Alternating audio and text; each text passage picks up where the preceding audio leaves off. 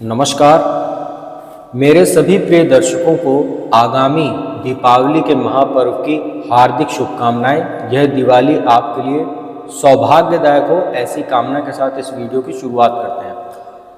मित्रों, दीपावली 12 नवंबर 2023 को मनाई जाएगी। दीपावली का महापर्व धनतेरस से शुरू होता है और ये भाई दूज तक चलता है, आप सभी को पता होगा। दीपावली का जो पर्व होता है यह सौभाग्य के लिए, धनदायक स्थिति को, पूरे वर्ष ऐसी स्थिति हमारी रहे कि धन की समस्या ना हो, ऐसी सभी लोग कामना करते हैं माँ लक्ष्मी से। माँ लक्ष्मी की कृपा प्राप्त करने का ये महापर्व है। मित्रों, इस वीडियो में मैं आपको कुछ ऐसे साधारण और आसान परंतु बहुत ही प्रभावशाली उपाय हैं वो अगर आप इनको दीपावली की संध्या काल में करते हैं तो कहीं ना कहीं, अब बहुत लोग ऐसा भी होगा कि वो सोचते हैं कि आज उपाय करेंगे और कल से ही माँ लक्ष्मी की कृपा बरसने लगेंगे। ऐसा नहीं होता। जब हम कोई बीज रोपित करते हैं तो थोड़ा समय लगता है, उसको पानी खाद देना पड़ता है, तब जाकर वो वृक्ष के रूप में बनता है और हमें फल की प्राप्ति होती है। इसीलिए धैर्य रखना चाहिए। जब भी आप कोई उपाय करते हैं तो थोड़ा धैर्य भी रखा जाता है उस उपाय का फल प्राप्त करने के लिए।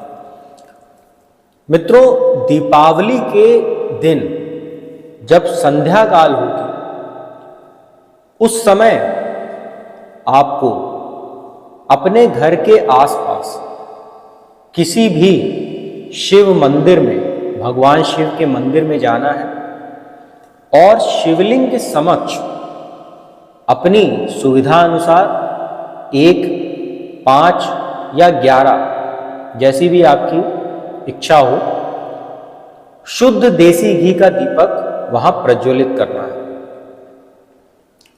साथ ही भगवान शिव को बिल्वपत्र अर्पित करना है, 3 पत्तों वाला।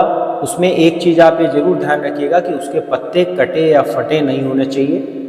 अगर वो बासी हैं तो वो उसको आप जल से धोकर आप चढ़ा सकते हैं, क्योंकि जो बिल्वपत्र होता है उसको ऐसा माना जाता है कि कभी वो बासी नहीं होता, बस उसकी स्थिति अच्छी होनी चाहिए।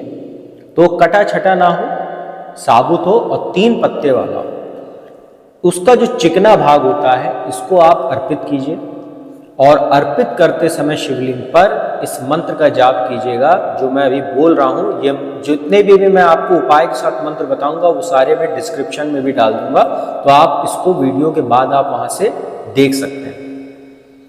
मित्रों, मंत्र होगा जब आप शिवलिंग पर बिल्वपत्र अर्पित करेंगे तो उसको आप ऐसे लिए रहिएगा और जब मंत्र खत्म होगा तब आप उसको शिवलिंग पर अर्पित कीजिएगा। मंत्र है त्रिदलम त्रिगुणाकारम त्रिनेत्रम च त्रियायुधम त्रिजन्म पाप संहारम एक बिल्व शिवार्पणम। इस मंत्र को बोलकर आपको शिवलिंग पर बेलपत्र अर्पित करना है। इसके बाद थोड़ा सा जल अर्पित कीजिए शिवलिंग पर और इसके बाद सफेद चंदन, सफेद पुष्प और अक्षत इसको अर्पित कीजिए। साथ ही कोई सुगंध भी अर्पित कीजिए। यदि वो चंदन की हो या गुलाब का इत्र हो, जो सुगंध होती है, इसको अर्पित कीजिए तो ज्यादा अच्छा रहता है और यही अर्पित भी करनी चाहिए। अब आपको वहीं शिवलिंग के सामने खड़े होकर, चाहे तो आप 12 ज्योतिर्लिंग नाम, इसको भी मैं अभी डिस्क्रिप्शन में डाल दूंगा, सौराष्ट्रे सोमनाथम च श्रीशैल मल्लिकार्जुनम उज्जैन्याम महाकाल ओंकारम बमलेश्वरम पराल्याम वैद्यनाथम च डाकिन्याम भीमशंकरम सेतुबंधे तु रामेशम नागेशम दारुकावने वाराणस्याम तु विश्वेशम त्रयंबकम गौतमी तटे हिमालय तु केदारम घृषणेशम च शिवालय अयतानि ज्योतिर्लिंगानि सायं प्रातः पठेन् नरः सप्तजन्म कृतं पापम स्मरणेन विनश्यति। आप इस 12 ज्योतिर्लिंग स्तोत्र का भी वहां पर बोल सकते हैं। साथ ही अगर आप चाहें तो रुद्राष्टकम का भी पाठ वहीं खड़े खड़े कर सकते हैं, या आप अगर आसनी ले जाएं तो उस पर भी बैठकर वहां रुद्राष्टकम का भी पाठ कर सकते हैं। नमामि शमीशान निर्वाण रूपम विभुम व्यापकम ब्रह्म वेद स्वरूपम निजम निर्गुणम निर्विकल्पम निरीहम चिदाकाशमाकाश वासम भजेयम। ये हिमालय के रुद्राष्टकम है। इसके बाद आप लोगों को भगवान शिव की आरती करनी है। आरती के बाद आप लोग भगवान शिव की अर्ध जो परिक्रमा होती है, कभी भी शिवलिंग की पूरी परिक्रमा नहीं की जाती, इसका आपको ध्यान होना चाहिए। तो ये त्रुटि मत कीजिएगा कृपा करके। आप लोग अर्ध परिक्रमा कीजिए शिवलिंग की, और वहीं से फिर वापस अपने यथा स्थान पर आइए और आंख बंद करके हाथ जोड़कर भगवान शिव से अपने लिए, अपने पूरे परिवार के लिए सौभाग्य का आशीर्वाद मांगिए और उनसे प्रार्थना कीजिए कि हमारे जीवन में आने वाली सभी प्रकार की जो समस्याएं हैं उसका आप उसी प्रकार से निवारण कीजिएगा जैसे जब सृष्टि पर संकट आया था और आपने सृष्टि के जो उसको बचाने के लिए आपने कालकूट नाम का विष था अपने गले में धारण किया था, विषपान किया था और गले में धारण किया था, जिससे आप नीलकंठ कहलाए थे। तो ऐसी आप कामना, यदि इन सब उपाय करने के बाद यदि आप कामना करते हैं महादेव से शिवलिंग के समक्ष खड़े होकर, तो इसमें कोई भी संशय नहीं है, क्योंकि स्वयं भगवान शिव भोलेनाथ वो देवों के देव हैं। किसी भी और जो ईश्वर या देव हैं उनको कभी महादेव नहीं कहा गया, सिर्फ भगवान शिव को ही महादेव कहा जाता है, क्योंकि वो भोलेनाथ हैं। वो एक लोटा जल और एक बेलपत्र से प्रसन्न हो जाते हैं। तो मित्रों, एक तो ये उपाय है, इसको तो आपको करना ही चाहिए। इसके बाद जो दूसरा उपाय है वो आप इसी के बाद भी चाहें तो कर सकते हैं। जैसे अगर आपके घर के आसपास कोई पीपल का वृक्ष हो तो संभव हो तो ठीक है, नहीं तो वैसे भी अगर आप चाहें तो आप कर सकते हैं। अगर थोड़ी दूर पे भी है तो आप जा सकते हैं, उस दिन जाना चाहिए दीपावली की संध्या काल में, और वहाँ पर भी आपको जाकर जो पीपल का वृक्ष है, जैसा कि आपको पता होगा, अगर जो नहीं जानते उनको बता दूं, पीपल के वृक्ष में भगवान श्री हरि विष्णु का वास माना जाता है।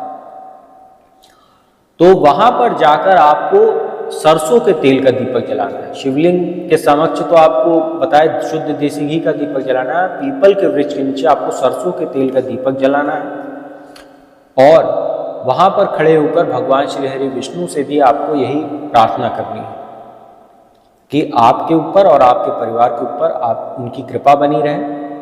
इसके बाद आप 7 बार परिक्रमा, जो पीपल का वृक्ष है उसकी परिक्रमा कीजिए क्लॉकवाइज, और इसके बाद पीछे मुड़े हुए देखे बिना आप वहां से वापस चले आइए। और अगर ये 2 उपाय आप नहीं कर सकते हैं, जैसे अगर आप घर से बाहर नहीं जा पा रहे हैं या किसी कारणवश बहुत ज़्यादा व्यस्त हैं या आपका स्वास्थ्य नहीं ठीक है, तो आप घर पर भी एक उपाय कर सकते हैं। माता लक्ष्मी की जब पूजा आप कर लें, जो श्री गणेश लक्ष्मी जी की पूजा होती है दीपावली की संध्या काल में, उसके बाद आप अकेले बैठकर कमल गट्टे की माला लीजिए। कमल गट्टे की ही माला होनी चाहिए, या स्फटिक की माला हो सकती है, और इसको लेकर आप एक मंत्र, वो भी मैं डिस्क्रिप्शन में डाल दूंगा, माता लक्ष्मी के चित्र अथवा मूर्ति के समक्ष आपको बैठना है, देसी घी का दीपक जलाना है, और इस मंत्र का 108 बार आपको उस माला से जाप करना है। मंत्र है ओम श्रीं ह्रीं श्रीं कमले कमलालय प्रसीद प्रसीद श्रीं ह्रीं श्रीं ओम महालक्ष्मी नमः। मित्रों, यह मंत्र भी बहुत ही कारगर साबित होता है धनदायक स्थिति को सही करने के लिए। धन संबंधी अगर जीवन में कोई समस्या आ रही हो तो इस मंत्र से कहीं ना कहीं आपको काफ़ी राहत देखने को मिलती है। हालांकि ये जितने भी उपाय हैं इसका प्रभाव आपको थोड़े दिनों बाद ही देखने को मिलेगा, कहीं ना कहीं आपको सुधार जरूर देखने को मिलेगा।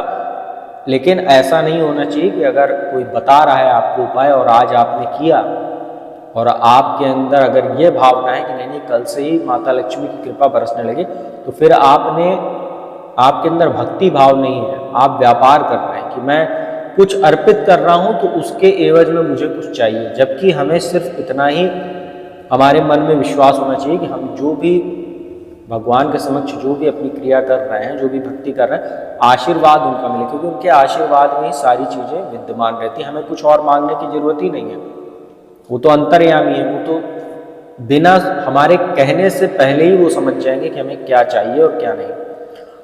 तो अगर ये उपाय आप करते हैं, ये बहुत ही साधारण उपाय है, कोई बहुत कठिन उपाय नहीं है, सभी के लिए सरल है। और आप लोग अगर इसको दीपावली के संध्या काल में करें पूरी श्रद्धा के साथ, तो कहीं ना कहीं एक विश्वास के साथ आप ये अगर उपाय करते हैं, तो कहीं ना कहीं आपकी धन संबंधी समस्याएं तो दूर हो गई, आपके ऊपर कृपा भी होगी भगवान की, और आपके परिवार पर आने वाले जो समस्त कष्ट होते हैं, अब कभी कभी ऐसा नहीं होता है कि एकदम से जो समस्याएं होती हैं वो एकदम ही खत्म हो जाएंगी, ऐसा नहीं होता, हालांकि उसमें कुछ कमी जरूर हो सकती है, तो ये भी बहुत बड़ी राहत होती है।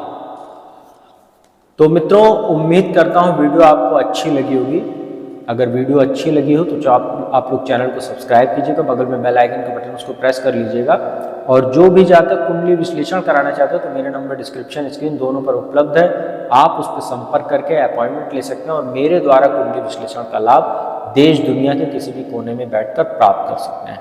तो अब मैं अपने वाणी को ही विराम देता हूँ। एक बार पुनः आप सभी दर्शकों को दीपावली की पावन पर्व की, महापर्व की हार्दिक शुभकामनाएं। ओम नमः शिवाय।